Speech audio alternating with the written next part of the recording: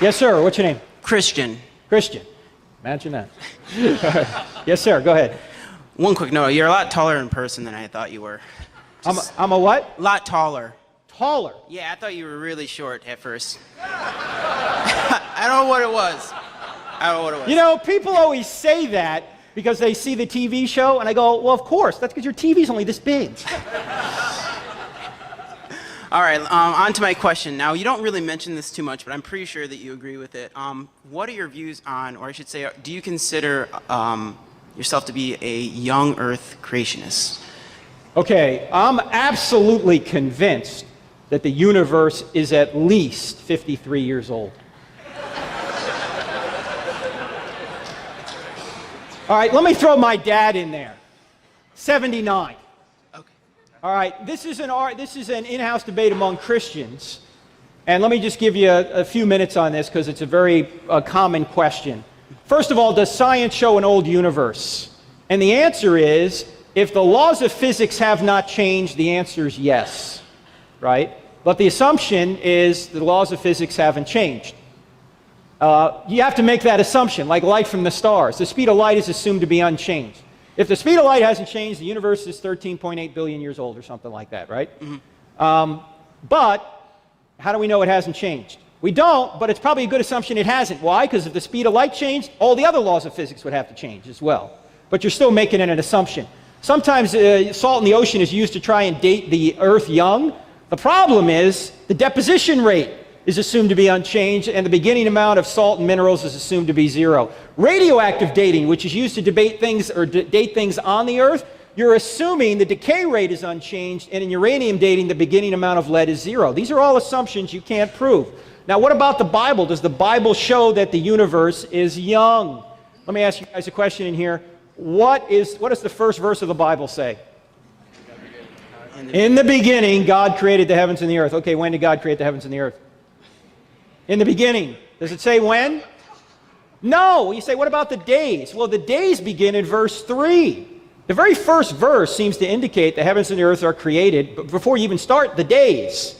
So the point here is that since the initial creation happened before day one, the Bible doesn't say how old the universe is. But even if you think the days do have something to do with the age of the universe, there's different usages of the word day in the first chapter and a half of Genesis. There's 24 hours it could be. There's also 12 hours. How do we know? Because it says he called the light day and the darkness night. There's 12 hours. There's also a period, like an indefinite period of time. In fact, in Genesis 2:4, it says, in the day the Lord created, which is a summary statement which covers all 6 days. And we use this all the time. We use this phrase day, like if I were to say Jim Harbaugh was a great quarterback in his day at the University of Michigan, everybody would know I wasn't talking about 24 hours, right? I was talking about a period of time, an era. There's a fourth possible usage I'll get to in a minute. The third day seems to require longer because you got the growth of vegetation and fruit-bearing plants. Look, even if you put Miracle-Gro on that stuff, it doesn't grow in a day. You say maybe God sped it up. Maybe he did, but now you're making an assumption you can't prove. And the 6th day seems to require longer than 24 hours. Why? You got the naming of the animals. In fact, Adam begins to name the animals late in the 6th day. You know how many animals, even in Adam's day, there were? In fact, Brad Stein, a Christian comedian, has a bit on this. He goes, in the very beginning of the naming period, Adam was very creative. He'd see an animal come by, he'd go, hippopotamus. He'd see another one come by, rhinoceros, by the end of the day. Cow. Ox. He's just run out of gas. And then, finally, the 7th day is longer because it hasn't ended yet. According to the scriptures, we're in the 7th day right now. According to Hebrews 4, we're in the 7th day because God is resting. Well, if the 7th day is longer, maybe the other days are longer. The bottom line is this.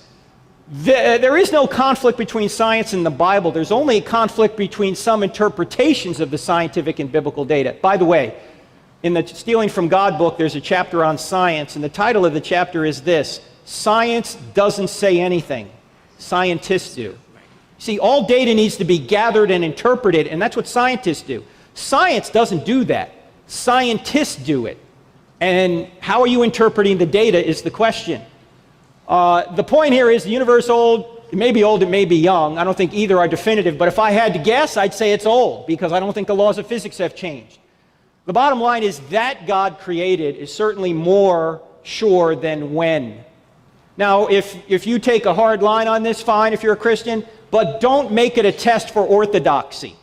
Don't go up to somebody and say, well, you're not a Christian because you believe it's old. I guarantee you this, if Christianity is true and you get to heaven, God isn't going to say, did you think it was old or young? Right? That's not going to be the question. So it's an interesting intramural debate among Christians, but if you really want to go deeper in it, you can. There's a book by John Lennox called 7 Days That Divide the World. John Lennox, an Oxford professor. 7 Days That Divide the World. A good read. Well, the reason why I'm saying this is because I know a lot of evolutionists would use the old Earth as witness, saying that it took billions of years for the Earth to be created. That's the reason why I bring it up. Now, isn't that implausible to think? Even if macroevolution were 100% true, that doesn't mean Christianity's false, right? What does macroevolution explain if it's true? Where subsequent life forms came from. Doesn't explain where the first life came from, doesn't explain where the universe came from. In fact, the fine-tuning of the universe is so precise that you need a designer from the very beginning of the universe. Forget biology, that's much later. So even if macroevolution is true, it doesn't mean that atheism is true. And I don't think macroevolution is true, by the way. I think microevolution is true, but I don't think macroevolution is true. I think there's evidence against macroevolution. Thank you. All right. Thank you, Christian.